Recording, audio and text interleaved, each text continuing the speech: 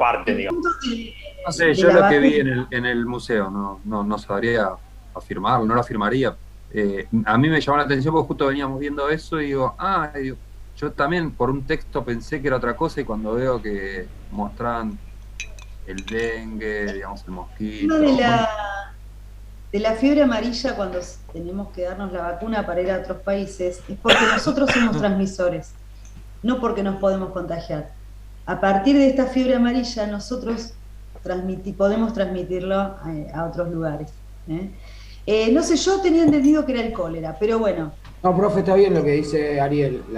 El mosquito, digamos, que transmite, es un mosquito africano, que después llegó a ajá, Sudamérica. Y recuerdo que haber visto un documental sobre el canal de Panamá, que la ajá, construcción sí, del canal se llevó un montón de muertos y que el problema más grande que había era adentrarse en la selva. Y que mandaron a un infectólogo que se sí, encargó, digamos, de ver qué pasaba y descubrió que el problema era el mosquito y generaba una ajá, ictemia en la piel que era que se ponía amarilla y eso fue lo que hizo que se llamara fiebre amarilla. Pero mira, básicamente el sistema que armó él como para drenar el agua es el que se usa hoy en Disney, porque en Disney también tienen problemas ah, con ese mosquito, entonces el agua siempre ah, está en constante, digamos, eh, fluye todo el renovación. tiempo, claro, sí, no puede estar estancada. Pero sí tiene razón Mira, Ariel, el mosquito es el que transmite, digamos. mira. y Bien, aparte la zona hemos sur aprendido. es bastante baja, vio que como decía usted, es muy húmeda, está el río, Sí, no es sí, un sí, sí. río que se mueva mucho, digamos, como dice Ujú. eh, Rodrigo, mismo La Boca, el riachuelo que tiene ese problema también de pendiente, que no suele mover mucho el agua, que se estanca bastante, Bastante son estancada. lugares. Sí, tal cual. Bueno, me quedan algunas pocas fotos, pero sé que tienen que ir a Argentina, me imagino, ¿no es cierto? ¿Tienen clase con Juan o no? Ay, podemos seguir 10 minutos y terminamos este tema, porque si no nos va a quedar pendiente hasta el día de, no sé. Ay, ay, pero espera. Ay, Profe, una ¿cómo cosita de es? la última foto. También se ve la poca forestación que había natural, digo, ¿no? No había un árbol nativo ni de casualidad por esta zona, ¿no? Porque Éramos son todos bastante, árboles nuevos, no hay, no tienen, son todos troncos flacos. bastante reticentes a eso. Esperen porque no sé, no encuentro cómo. Ahí, ahí está. Bueno, ahora les voy a mostrar una foto que no es la que correspondía. Habíamos llegado a esta, ya estaba, ya falta un poquito. Bueno, acá está la locomotora El Pampero. De lo anterior que me decían de los árboles, eran bajos, eran pocos, no éramos muy afectos a ellos. Va a tener que llegar Sarmiento, y los higienistas más adelante para tener en cuenta la importancia del espacio verde y de los árboles. Por ahora todavía estábamos en un déficit en eso. Claro, pero nativo no había nada acá, de árboles. Eh, no, el ombú de la pampa, pero no, los otros árboles, los que hoy tenemos, por ejemplo, en las veredas, fueron traídos por Sarmiento, y todo lo que es paisajismo también fue hecho. No sé qué árboles eran autóctonos, ahí ya me perdí. En la parte de naturales, no sé qué árboles, pero podemos investigarlo. ¿Eh? Bueno, la locomotora como también aporte de época, llamada el Pampero, que era la que se utilizaba. Acá vamos a la Guerra del Paraguay. Eh, Acá vamos a tener como el bautismo de la fotografía como testimonio de lo que es una guerra. Va a ser la primera vez que se utiliza en esta zona la fotografía.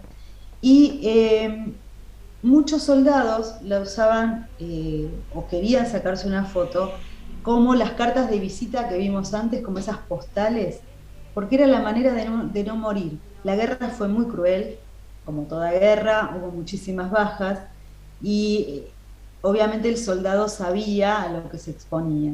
Entonces, fue frecuente que se quisieran sacar una fotografía para que le quedara a sus familias, a sus seres queridos para la posteridad. Iba a ser la única fotografía de su vida, ¿sí? Porque no era lo frecuente, eran soldados, así que no era el general, sino los soldados Igual ahí en el medio no está en- Mitre, profe.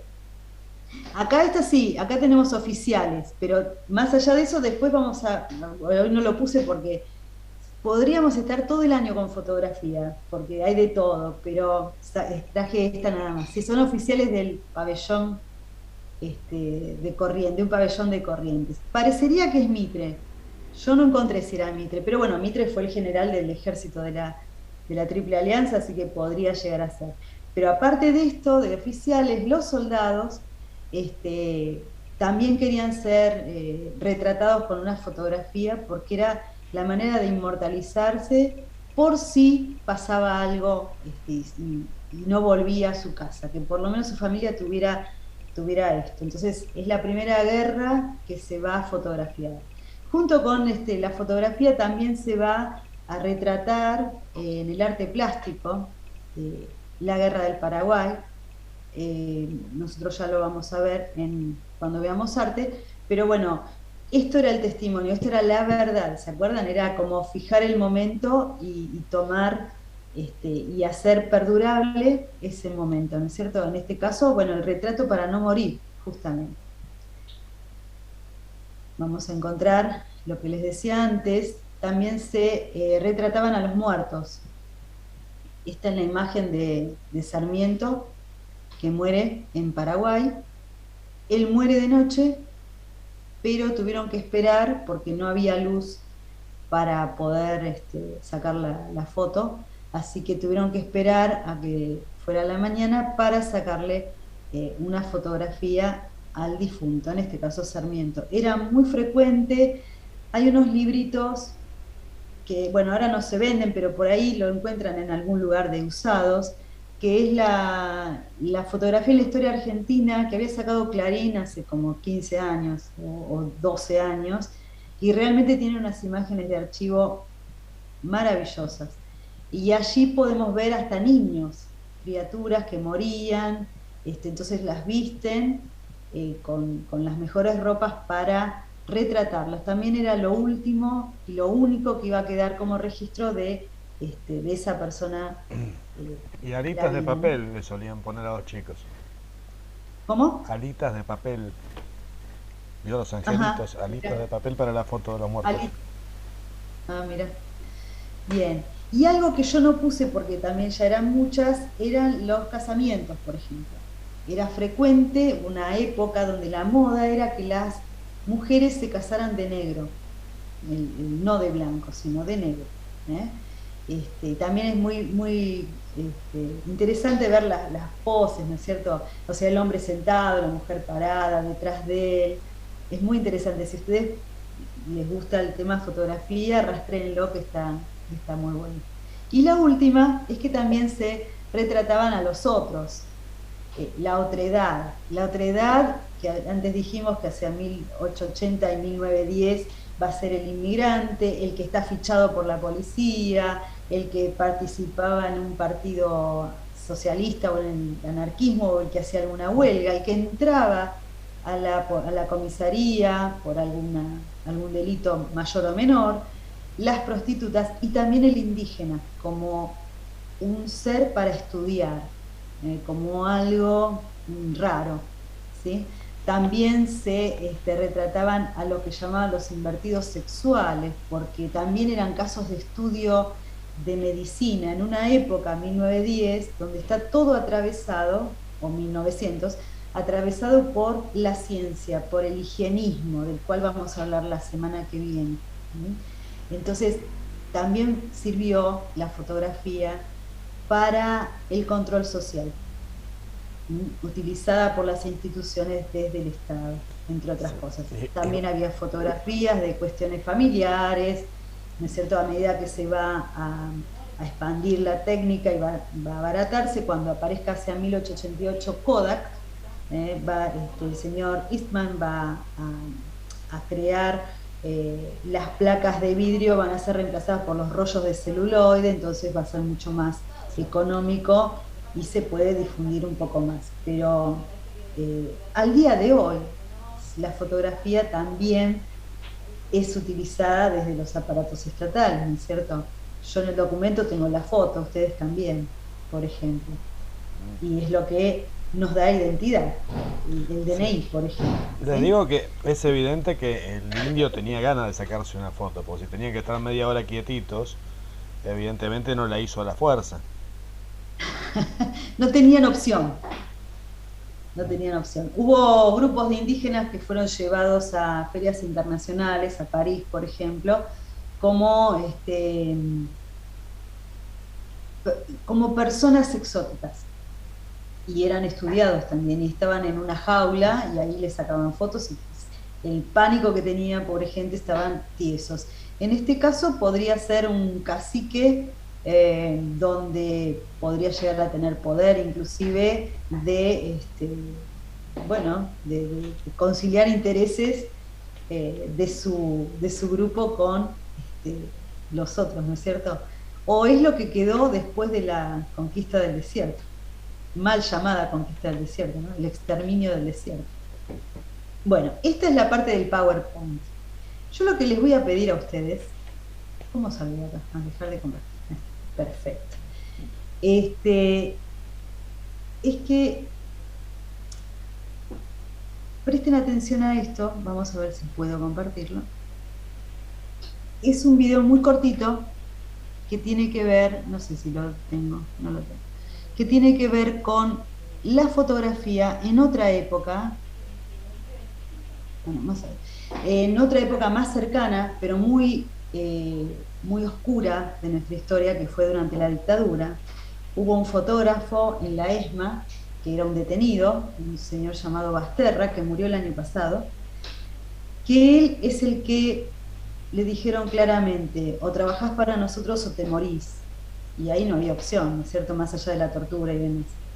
Entonces él tuvo que sacarle fotos a los generales y a los detenidos para hacer documentos falsos.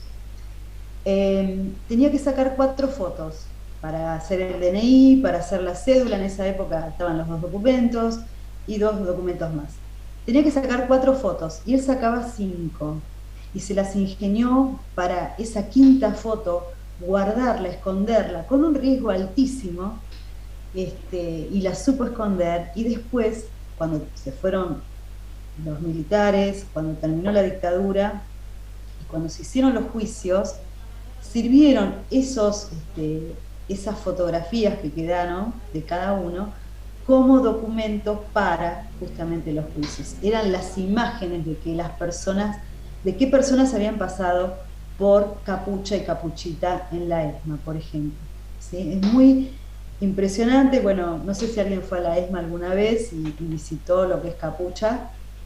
Bueno, hoy en día es un espacio de memoria y tiene ploteado en la entrada, que es vidriada, las caras de distintas personas que estuvieron ahí. ¿De dónde se sacaron esas imágenes? Bueno, este fotógrafo es quien se arriesgó muchísimo y las pudo después presentar en lo que eran los juicios. Sirvió como prueba.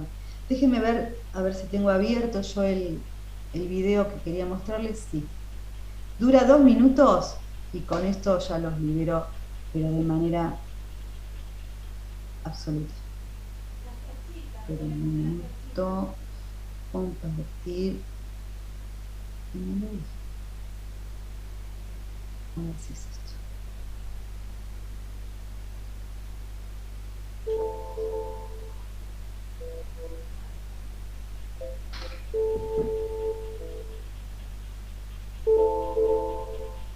Bajan un día, un tipo que nunca supe quién era, me dice, ¿trabajás o te morís? Yo trabajaba, eso no era trabajo, eso era mano de obra esclava, tareas como mano de obra esclava, pero bueno, el lenguaje que se utiliza es trabajo. Yo practicaba fotografía, no era fotógrafo, había hecho laboratorio, así que no fue difícil para mí.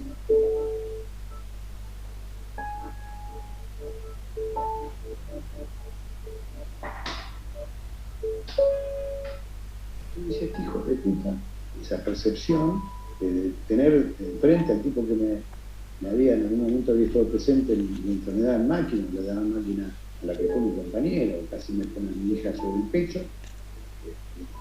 Entonces yo, ¿qué hice? Había las cajas de papel fotos en sí, las cajas grandes.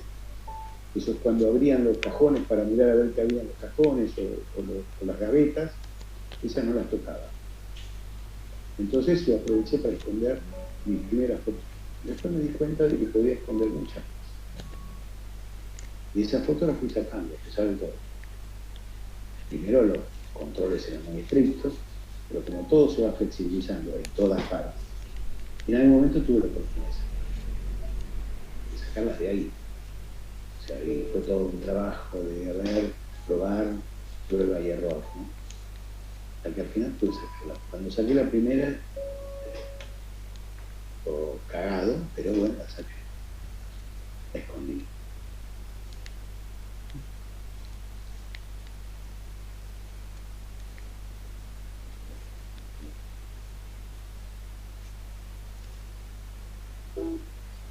Bueno.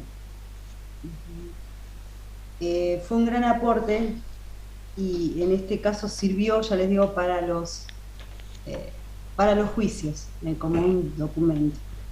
Algo que quiero que ustedes busquen para que vean si les interesa el tema y en vistas de lo que van a poder trabajar para el final, es que busquen esto, ausencias. La fotografía es una muestra fotográfica que se llamó Ausencias, y el fotógrafo se llamaba Germano de apellido, Gustavo me parece. En esas yo no las tengo hoy acá. No las tengo acá. Y también eso es testimonio y es ver el pasado, pero desde un presente a 30 años de la dictadura. Se hicieron esas fotografías y esa muestra. Es como fotos de fiestas, no sé, de juegos, de playa, de casamientos, de distintas personas, y después la misma foto, años después, donde falta alguien. Las ausencias son justamente aquellas personas que desaparecieron con la dictadura. Entonces se vuelven a componer las fotos de la misma manera, pero con ausencias, justamente. Yo esa muestra la vi cuando la presentaron en el Centro Cultural Recoleta, que tiene pasillos, y las fotos estaban a los costados, y no decía nada, porque no había tampoco un texto, no había ningún golpe bajo, solamente los nombres y lo que eso representaba. La piel de gallina fue lo más impresionante e impactante que he visto en materia fotográfica con respecto a la dictadura. Y no había escenas de tortura, ni había nada, pero sí todo lo que esa ausencia representaba en ese contexto. Por eso la fotografía siempre tiene que estar contextualizada, con la fecha, siempre fechada, o sea, más o menos de qué época es, ¿sí? Para poder ponerla en el marco temporal. ¿Sí? Bueno, hasta acá llegamos con fotografía. Podríamos seguir viendo, ya les digo, pero hasta fin de año, pero nos espera el cine, nos espera el arte, algo de literatura. Yo les voy a dejar en Classroom mañana, tal vez ustedes ya lo tienen, el capítulo 4, la lección 4 de Terán, que es la generación del 80 o el 80. Yo sé que Terán ustedes lo usan bastante, el libro de Terán. Si lo tienen ya está, y si no se los voy a subir a Classroom, es la lección 4. Y un texto que es parte de mi tesis, donde está sintetizado todo lo que fue higienismo y eugenesia, lo que representó la ciencia en esa época, de fines del siglo XIX, principios del XX, y cómo atravesaba absolutamente todo. Con esas claves ideológicas, el higienismo, la eugenesia, el positivismo, la idea de progreso, el realismo, todo, con esas claves ideológicas vamos a ir viendo la parte cultural para entenderlo. Pero primero necesitamos las herramientas de la ideología y el pensamiento que motorizaba todo esto, ¿sí? Así que bueno, y prometo la clase que viene, porque ahora ya se nos hace muy tarde, ver los temas para el final. Pero yo los invito a que ustedes revisen del programa las unidades, las dos últimas, las 5 y las 6, porque van a tener que ver con esa época. ¿Qué aspecto les gustaría a ustedes abordar cine, teatro, televisión, museos, espacios de memoria, una época, un hecho, puede ser la Guerra de Malvinas, cómo se expresó culturalmente, puede ser la dictadura y el tema de desaparecidos a través de la cultura. Siempre tengan lo más difícil para elegir el tema y después llevarlo bien a cabo es entender que no es historia social, es historia cultural, ¿sí? Se sostiene, se apoya en lo social. ¿Cómo ese puede ser? Esa tensión social, esa problemática, se plasmó culturalmente o se visibilizó culturalmente, ¿sí? Los dejo para que vean las unidades. Les dejo entonces mañana el material y por favor léanlo, esa lección 4, porque es importante para ir acelerando. Esta materia tiene 4 horas supuestamente, estamos achicándola, pero ya no tengo muchas formas de achicarla para hacerla realmente, para mostrarles todo, porque bueno, a mí me interesaría que ustedes pudieran abrevar en todo, al menos que lo conozcan, ¿eh? Bueno, ¿alguna pregunta? Vine con muchas ganas de dar clase, ¿vieron? Tuve un mes así que sin dar clase y fue... Bueno, si no hay preguntas, nos vemos la próxima. Por favor, lean eso, yo mañana se los paso. Si no, si lo tienen, ya empieza. Bueno, un placer como siempre verlos. Hasta la próxima. Buena semana. Adiós. Chao, profe. Nos vemos. Profe. Buena semana.